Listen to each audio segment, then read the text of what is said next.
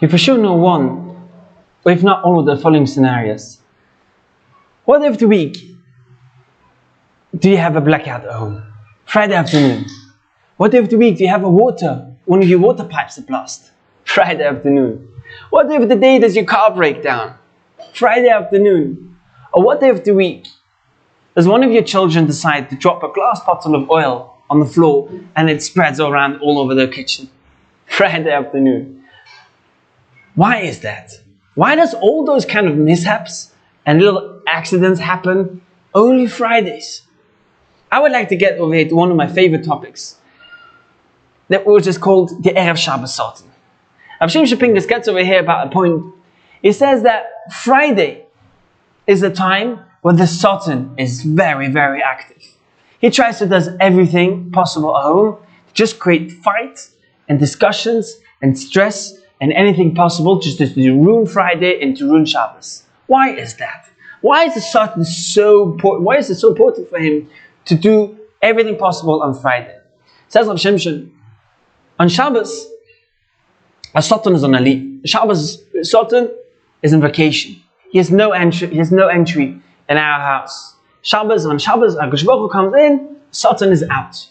Therefore, he tries everything possible on Friday, just before he has to leave, just before he's going on a 25-hour break. He's going to make everything possible just to make life as hard as possible, that we should fight, and he's going to tell us, children, fight nicely for 25 hours, and I'll be back, and we continue our life together. This is what we also see by Karbonos. The Karbonos on Shabbos are different than all the Karbonos that used to be during the week. Every weekday, there was a Korban Chatas. On Shabbos, there was no Korban Chatas. There was 2 Korban Oila and no Korban Chatas. Why not? Because on Shabbos, the Satan wasn't here. There was no need for Chatas. Therefore, on Friday, he's going to try everything possible to make it as hard as possible for us. And Rav Shimshon Pinkus is not the only one that brings the idea. Rav Dan Segal Shlita, in his book Shalom Ba'alecha, he brings the same idea.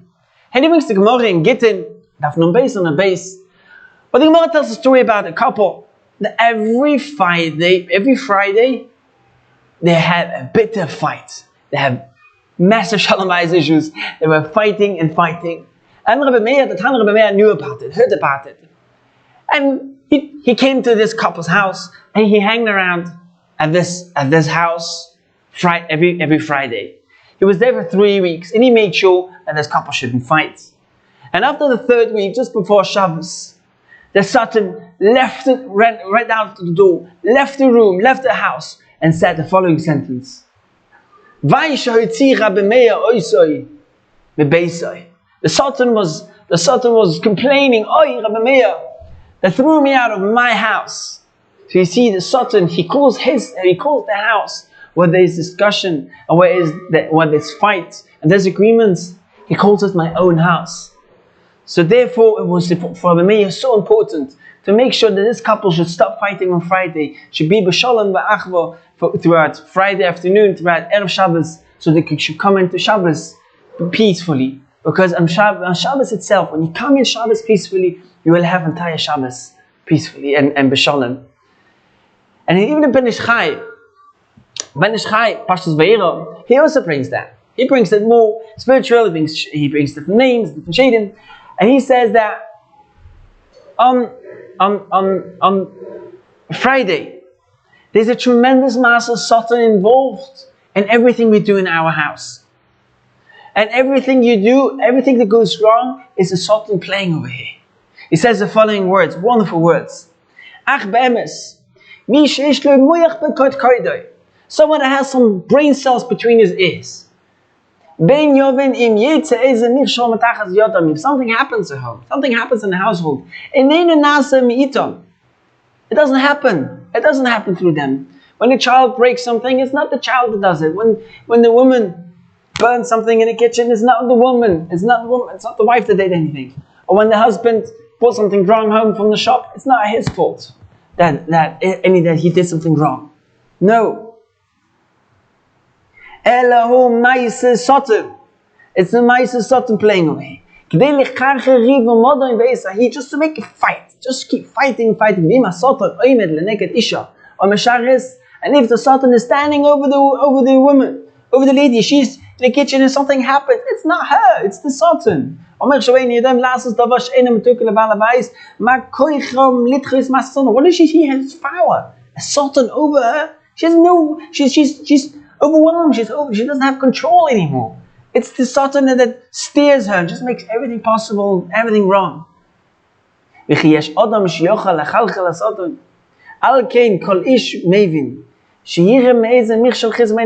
see something happens at home,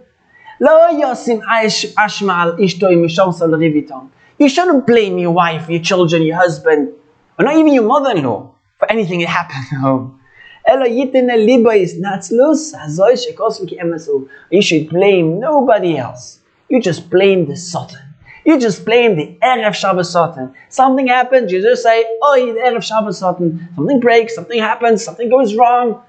It's nobody else's fault. It's just a Satan. And if you understand that, and if you know that in advance, if you know the head, it's a Satan playing over here, you will have it so much easier to understand what's happening, to calm down, and to say, it's nothing, it's not you, don't worry, and it's not going to be a fight. We come into Shabbos, Mishalem or Mishalva.